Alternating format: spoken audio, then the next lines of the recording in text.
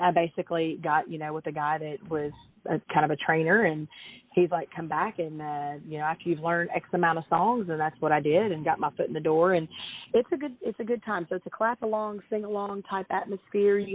I tell people to think of like the top 40, kind of top 40 songs that you would normally hear on the radio that make you want to sing and dance. Those are the ones that we learned to play. Yeah. Well, that's something that I wish I had been aware of or had been around when I was a kid, because it might have altered my future path, because I started on piano back when I was about, 6 years old. I think it was. My mother found that, I had listened to the family. My grandfather was a fiddle player, and we had the old RCA Victrola and listened to all the stations, a lot of country music over pop, of course, but I did get into the pop music too. So, if I had known of the concept of the dueling pianists, I might have pursued the piano a little more than I did.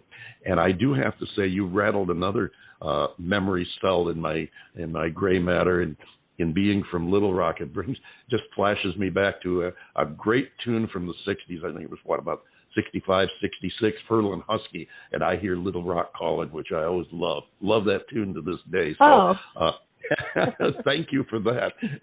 Here we just met, and already I'm thanking you for memories. So there you go.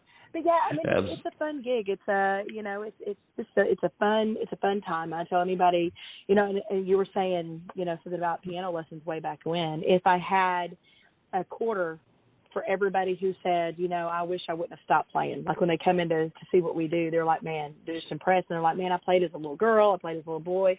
I wish I wouldn't have quit. And I know the feeling. Tell my kids that, because I made them take piano lessons, and I was like, you find one adult that says they're glad they quit, and I'll let you quit. There you go. And you're going to have a tough time. They can never find one.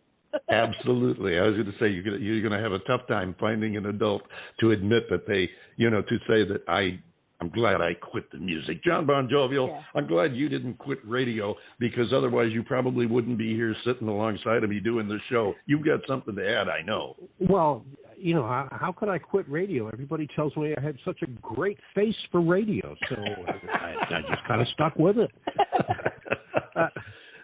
Pamela, I first of all, welcome to the show. We are really absolutely thrilled that you're here with us. And I wanted to know about the construction of the music in Given a Damn. I'm hearing many instruments, and I want to know what led you to orchestrate it the way you have. What are you playing? What are your cohorts playing? That kind of thing. Well, so this particular song, like I said, I co-wrote with Dave Linehan and Melissa Lee, and I kind of got to start there, I guess. The idea came from a T-shirt, and then I live in a small town, so that's where the whole storyline came from. Well, what we do is Dave is usually the one who will play like an acoustic work tape for me, and he'll send it over to me, and then I just go to my place in Nashville, which is Off the Row recording studio right outside of Nashville in Franklin, Tennessee, and I give it to my producer.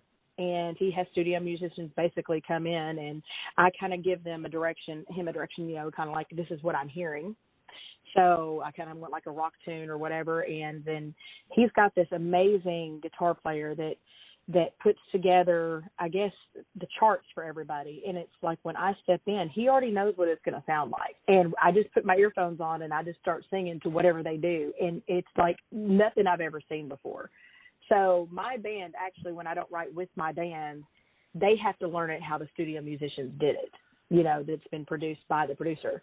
So on this particular one, since it was not written in, with my actual band members, they had to learn backwards, basically. Like, hey, here's what the sound is, and they were like, better than what we thought it would be, because they've all heard the work tape going in, and then, like I said, I kind of leave it to my producer and Danny, his lead guitar player, that kind of decides which direction we're going after I kind of give them my idea. Does that make sense? Oh yeah, no, that makes perfect sense. Okay. I mean, you're thinking. I think you're thinking logically and probably emotionally, which I think you have to have an element of both to put together a successful tune, because after all, this is your soul that you're putting into this. Right. So of course you have to be fanatical. I don't know if that's the right word about it, but you have a certain set feeling in your head as to what this is going to sound like. So you have to do what you have to do to get it out there and get it, in your fellow musicians' heads what this is going to sound like. And it sounds to me like you accomplished that. Right. And it's awesome working with those studio musicians that you can say, this is what I'm hearing, and they just do it.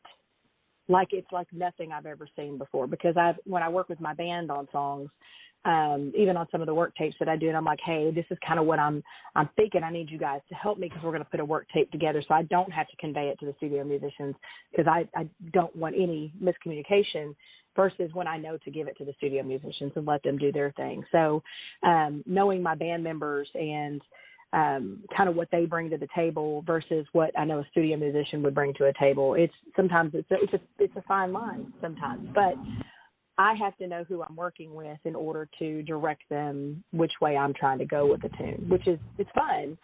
And I can tell you the people that I work with in Franklin at Off the Row are top notch. I mean, every time that I've given it to them to do with just an idea or just a work tape, it's turned out better than what I had in my head. So awesome. I listen to it and I'm like, how did y'all know? Like, how did you know it was better? And you've got the sound. You've got the sound down. There's no question about that. See, you've got the two sides that you need. You've got the lyric, the catch line, and you've got the music sound down too. I congratulate you. We're down to about 1 minute I'm being on here, so I want to mention, as I do to all guests, you're part of our family here on the show. And also we have a page. We have a lot of pages, but we have a Facebook groups page, and that's the David Bowers Awards on Facebook. You can go there, post your music news, rumors, new music, play dates, anything you want to share with the fans, both present and future, and we will pick up on that and spread it around on our other social media just to make sure everybody gets the word there. Okay? Well, I appreciate it. I'll put my video on there then for Giving a Damn Don't Go Mouth. It's a good one, too. Absolutely. That one I did direct. Completely fantastic, and I'm glad you're doing that because I've seen it. It's a great video, and I look forward to being able to share that with my followers all wherever they are. And I want to thank you so much for being here with us today. Thank Michael at MTS for putting us in touch with each other. Do keep in touch. We'd love to have you back and see us again in the future when we have a little more time to talk. Anytime. Thank you for having me. Fantastic, and thank you. Ladies and gentlemen, Miss Pamela Hopkins, and here she is with The Little Things.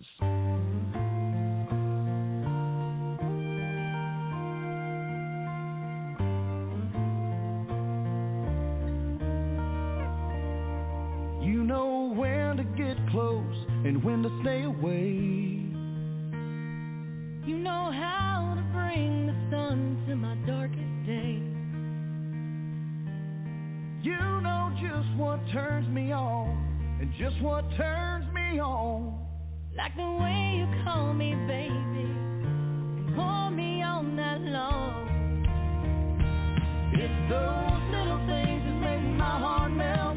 Everything that you won't find in a fairy tale.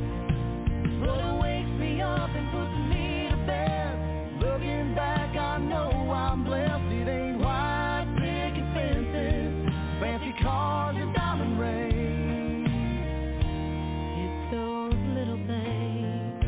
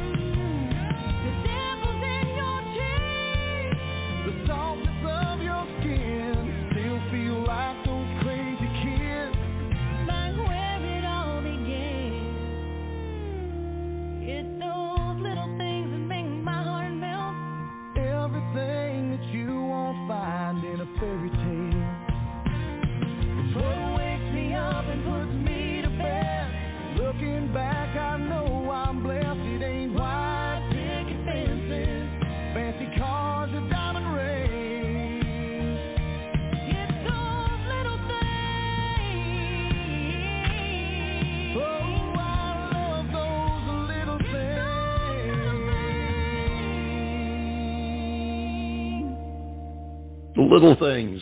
It's Pamela Hopkins. And you know what, John Bon Jovial, we didn't get a chance to talk about this. I wanted to mention it to her and have her tell us how she manages all of this. But in addition to being a wife, raising a family, and having, of course, a music career, she's also had careers in law enforcement and then as an English teacher in the middle and elementary school levels. She has definitely earned her wings. Oh, she's earned her stripes, that's for sure. That is, I did not know that. That is absolutely fantastic. And my hat's off to Pamela for that. And, of course, just the fact that she's been in law enforcement, which can be such a thankless job. And so I should, and sincerely, and I really mean it, thank her for her service. That's wonderful. Absolutely, I agree, and I concur 100% there. We want to thank her for coming by and visiting with us today, sharing her music and time, and she's got some great music there. Speaking of great music, we've had a great show full of music today. We want to thank all of our guests, Pamela Hopkins, as well as Drake King and Stephen Kay, and we want to thank you, our listeners, as we always do, because without you, there would not be us. Thank you so much, and we'll look forward to seeing you back here once again next week on the David Bowers Awards. Meantime, John Bon Jovial, I think it's time for you to take us home. Yes, indeed. Well, folks, thank you so much for being with us for the past hour. We are truly grateful for your presence each and every week and hope that you will join us again next week for the David Bowers Awards, which just happens to be broadcast around the world from the studios of Computer Help USA in Naples, Florida, and, of course, from the Valley of the Sun in Tempe, Arizona. We are available for free on the best streaming services in the land out there, so that's where you're going to find us. Follow the David Bowers Awards on Blog Talk Radio, Instagram, Twitter, LinkedIn, and Facebook, and join us next week for the David Bowers Awards, Saturday at 12 p.m. Eastern on WRFZ FM 106.3, Rochester, New York. That's Rochester Free Radio. And on Blog Talk Radio, Sunday at 2 p.m. Eastern, 11 a.m. Pacific, and 6 p.m. UTC. So until next week, for the David Bowers Awards and all the crew of morons here, this is the chief moron, John Bon Jovial, the legendary one, saying thank you so much for being with us, and we'll see you next week right here on the David Bowers Awards.